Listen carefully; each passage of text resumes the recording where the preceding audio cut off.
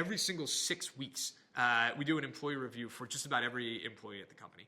And that sounds crazy, and it's not like a, here are the areas for improvement kind of review. It's a very much a bi-directional, how are you doing? It's more of a mentorship review. What's your level of job satisfaction? Or do you think we're working on the right things as a company? What can we be doing differently to make your day-to-day better and more successful?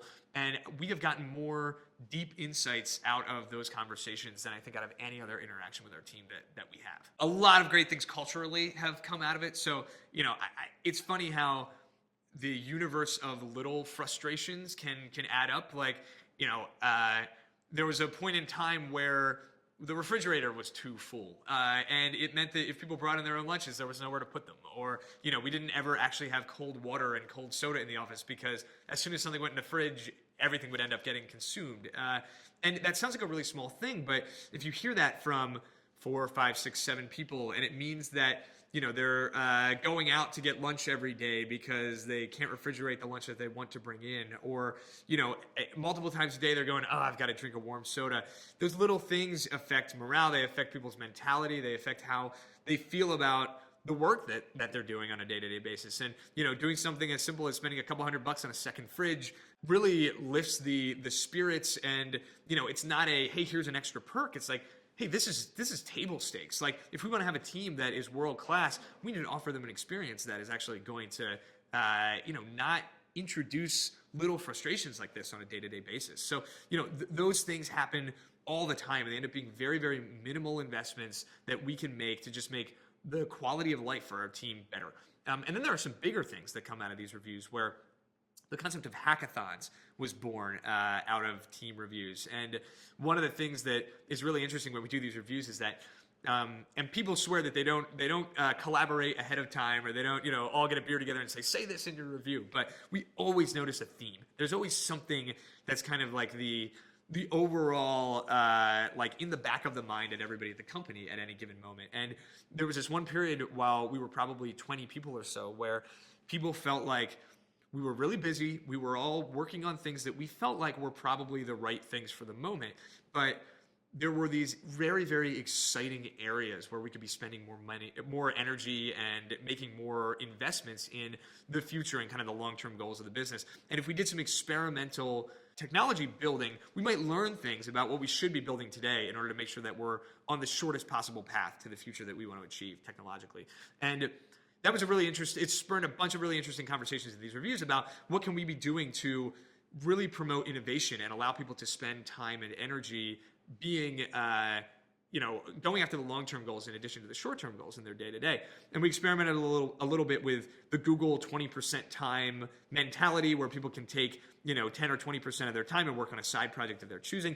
It was really hard because people's day-to-day work was really important and really interesting, and to take energy away from that always just never seemed to work its way up to the top of the priority list. So instead, we settled on having a quarterly hackathon.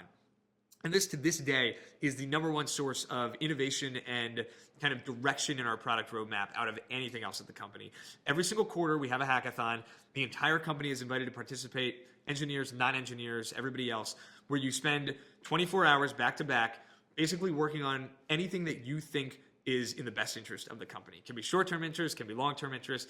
If you're on the sales team, you want to write a new sales script, you want to identify a new way to identify prospects, great. If you're on the marketing team, you want to create a white paper, create a microsite, fantastic. You want to try your hand at programming because you always wanted to, or you're doing it on the side, great opportunity to do so. If you're on the engineering team, usually you end up working on something in the product or kind of testing the waters on new things. And many, many, many times, the hackathon happens, and if you look at the product roadmap, a month or so later, you will end up seeing exactly what was created in that hackathon being in the product roadmap in the immediate term in terms of priorities. Our most recent hackathon is a great example of this. The top 2 projects, one of them was called Private Data Warehouses, which is this initiative for people to be able to basically take their RJMetrics data warehouse and dump it out into an Amazon Redshift instance where they can play around with the data, query it directly, build other things on top of it, etc. We knew that was something that was really important to our customers. We didn't totally understand how long it would be till that could be built. And in a hackathon in 24 hours, somebody built a minimum viable prototype that was working and working well for it.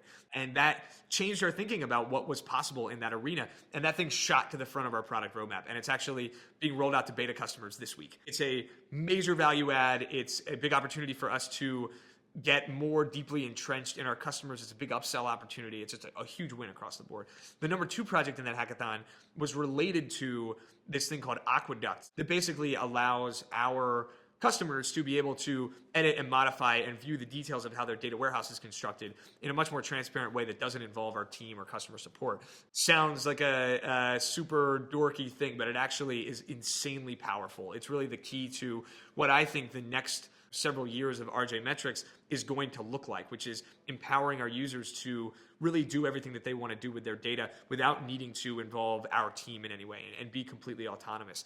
And the Aqueduct project is kind of being facilitated heavily now by a lot of work that was done during our most recent hackathon. It's kind of moving along a lot more quickly. So really those hackathon projects matter, and they make their way into our pipeline. And I don't know that we ever would have started doing hackathons in the first place if in those mini reviews that happen every 6 weeks, we didn't start seeing this theme of people, while they were happy in their jobs, they couldn't help but feeling that there was opportunity for us to take bigger risks on the innovation side, and that we might learn something as a result of that. And when we put those two things together, hackathons came out, and our product roadmap has never been the same.